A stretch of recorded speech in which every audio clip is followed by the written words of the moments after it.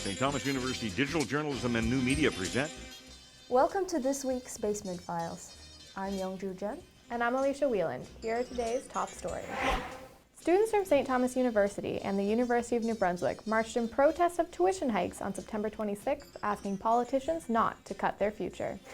But that wasn't Fredericton's only protest this week. Climate activists gathered at UNB for an afternoon of poetry they hope will spark change. On a lighter note, other parts of the city enjoyed the fall air while taking in the fair at Riverview Orchards. UNB and STU students united to fight student debt. These students took to the streets to voice the strain of student debt. Matthew Daigle has the story. University of New Brunswick and St. Thomas students marched in protest on the New Brunswick legislature. They're protesting because of the cuts to the free tuition program and the tuition relief for the middle class program earlier this spring.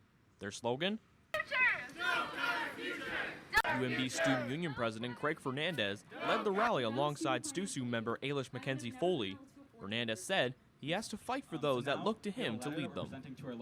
And hearing the stories from other students about how they've been impacted by these changes really spoke to me. At first I found it discouraging, but then I really found myself spurred into action and wanting to do something, and that's where this campaign was kind of born out of. This small protest was full of surprises. New Brunswick Green Party leader David Kuhn made a surprise appearance in support of the students. Despite low attendance, students supported the cause in spirit. At St. Thomas, students created a board of stories depicting their troubles with student loans.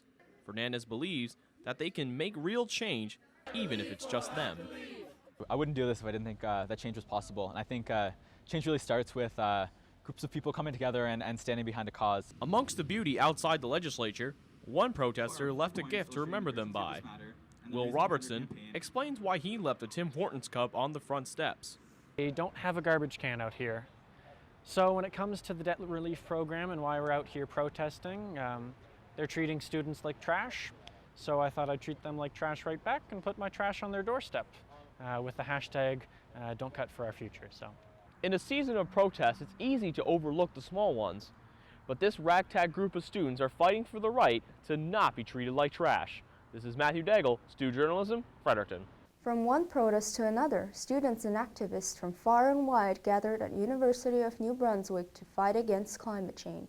Laura McDonald and Hilary Latham take us to the scene. A global campaign started by Greta Thunberg that brings awareness to climate change has made its way to Fredericton. Youth activists showed up for the event, skipping school to show politicians that they need to take action on climate change. Protests began on the University of New Brunswick's campus, which gave students the chance to express their concerns on climate change. Not only did students speak, but so did activists such as Al Jones and the Liberal and Green candidates for MP. The candidates spoke about their plan for climate change. So inspiring. It's so exciting because we've got a lot of work to do to build the kind of community and society we've got to bring about in the next 10 years, or at least get a long ways in that direction. And so to have so many people, so many young people committed to making change and demanding politicians act on that it's not only essential, but it's really awe-inspiring. Protesters began marching and chanting towards the office of PC Premier Blaine Higgs. When the building was finally filled with the youth and adult activists, they gave a letter of demands to a staff member of Blaine Higgs. One of the demands was for a decrease in the use of coal and oil. Movement on the climate crisis that is across this world, especially regionally here in New Brunswick. We noticed the past few years of the major flooding. To simmer down after the letter was collected. However, the adults did not want the action to stop there.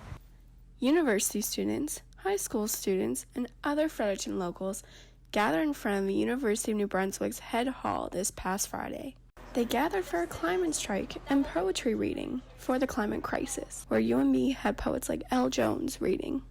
Protesters held their signs high in support of those standing up at the mic. Susan O'Donnell is the coordinator for the poetry readings, but also an active climate activist. So I'm the coordinator of the Raven Project at UNB, and we're the ones who are hosting the poetry for the climate crisis, because we chose poetry because we want people to be touched in a whole different way.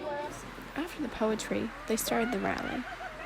During the rally, there was an open mic portion where those at the rally could express their thoughts and concerns. Students and Fredericton civilians spoke alongside politicians and organizers of the rally. Crowd members cheered and chanted along with those standing up and speaking. You people walking by, stop and join us. Come walk with us. Brian Beaton was one of those who was supporting the cause. I get to see it every year.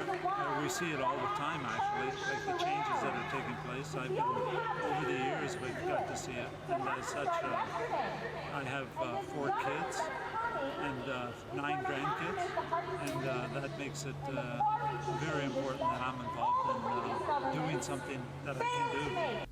When everyone said their piece, a march was led by Extinction Rebellion New Brunswick.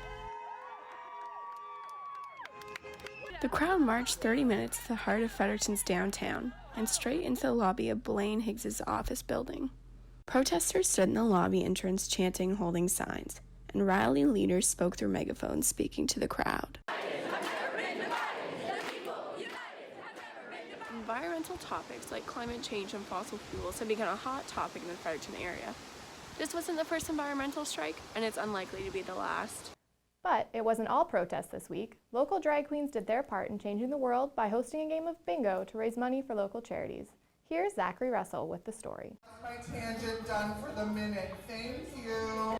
Drag bingo takes place at the Capitol Complex once a month during the winter and every week during the summer. The bingo night is organized by the bar and local drag performers and is hosted by local drag queens and kings like Frida Wales, Heather Silk, and Barb Wire. The bingo looks to raise money for local charities around New Brunswick. Come here once a month in the winter, every week in the summer. We come here to raise money for charities. Every year we have a new charity that helps people in New Brunswick. This year we're raising money for the Alzheimer's Society of New Brunswick. The drag performers on Friday night also made sure everybody was registered to vote in the upcoming election, and if not, help you registered on the spot.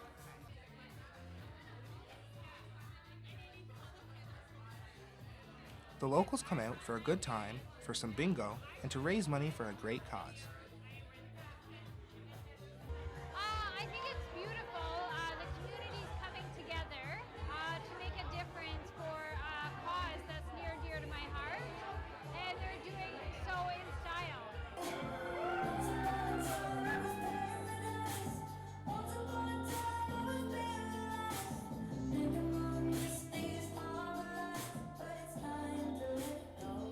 The bingo brought in over $2,000 during the summer, and they want to continue to raise more to support this cause, and are hoping more people come out to events like this.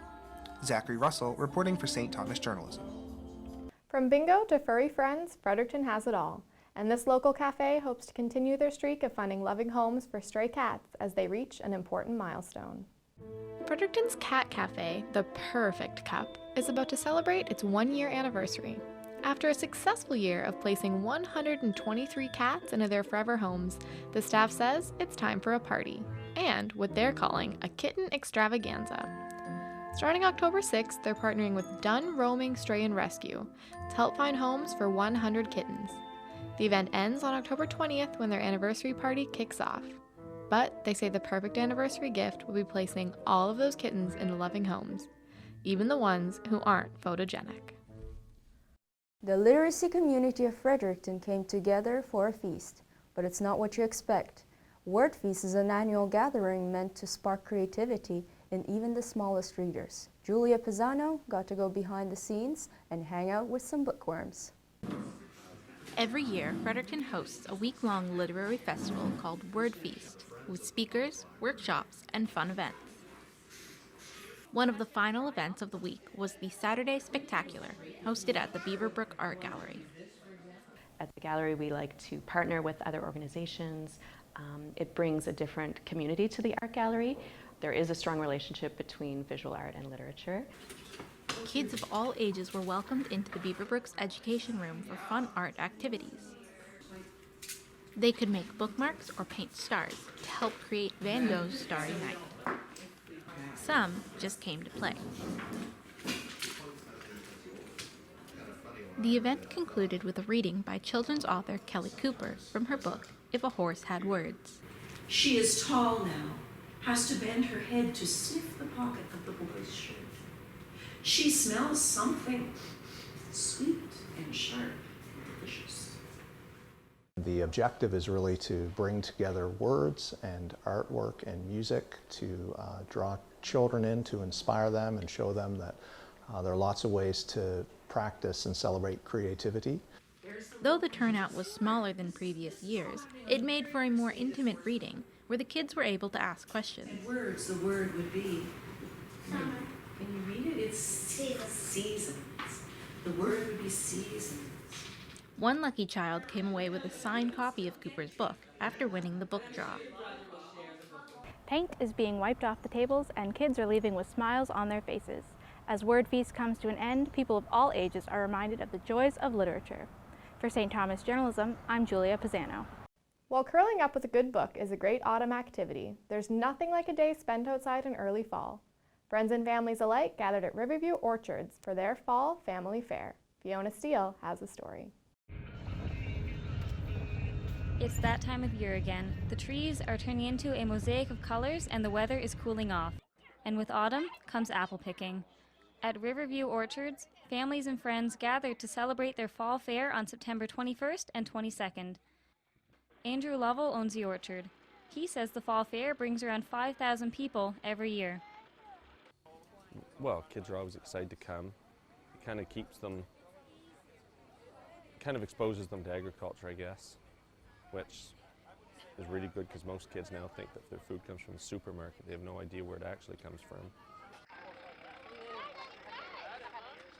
During the day, Lovell drove a tractor and offered free wagon rides. The 20-minute ride stopped halfway at the corn maze. This year's corn maze was a mix of corn and sunflowers, with many families saying it was more difficult than it looked. Along with the corn maze, the fall fair included bouncy houses for children, as well as different vendors selling handmade crafts and food. For some children, it was their first time at an orchard, and trying to pick apples can be a tricky thing when you're still learning how to walk. Some families came for the activities, while others came to show their support for local business. I mean, we live locally here, so it's good to support the local businesses, and I mean, most of the guys here are local, and it helps to contribute to the local economy. Whether you're here with friends or family, there's something for everyone at the Fall Fair at Riverview Orchards. This is Fiona Steele reporting for Stu Journalism. Jen Grant and Great Lakes swimmers performed in Fredericton's Playhouse last Tuesday, September 24th. Here's my take on it.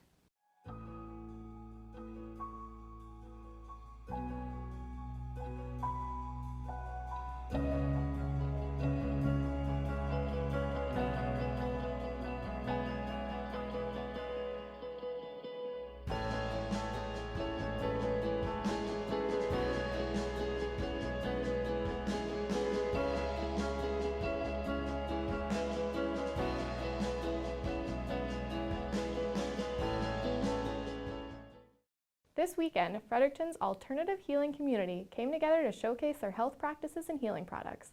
Mary Gannon is bringing us inside the Expo. We're here at the Revitalize Health and Wellness exhibition, where healers, vendors, and doctors across Fredericton join together to offer alternate remedies to traditional medicine at the St. Thomas University Forest Hill Conference Center. Event organizer Christine Cliff hosted the exhibition to show Fredericton the different remedies available for healing, from serious illness to routine stress. She wanted to give validity to practices usually assumed to be unscientific. Alternative medicines or alternative modalities are not taken as serious as some of our other health practices around here. So I wanted to do an event that actually incorporated what people took as being your regular health care, so going to the chiropractor, going to acupuncture. Items up for sale, such as crystals, pendulums, sage leaves, and so on, are used to realign energies throughout the body. A vendor explained this activity as releasing old and used energy, replacing it with energy that is new, positive, and useful. Though the main goal of the exhibition was to promote healing, many booths had items up for sale as well, ranging from hair care and skin products to jewelry and crystals. The sellers explained that crystals are not reserved for those who believe they have healing properties, but anyone who can appreciate their beauty. There were also groups focused on alternative cleaning, eating, and therapy methods. A representative from Norwex sells microfiber cloths, whose fibers are 1/200th of a human hair. And Norwex is a company who cleans without using harsh chemicals. So you can clean 90% of your house with just water, and then you can just wipe it up, give it a little dry with your shiny window. Events were scheduled throughout the day to showcase the use of products and get people involved in the healing practice themselves. These activities range from angel card readings, talks from those affected by these practices, yoga, meditation, and much more. This is Mary Gannon reporting for Stu Journalism. That's it for this week's Basement Files. If you miss a newscast, you can find it on our website. For St. Thomas Journalism, I'm Alicia Wheeland. And I'm Youngju Jun. See you in 2 weeks.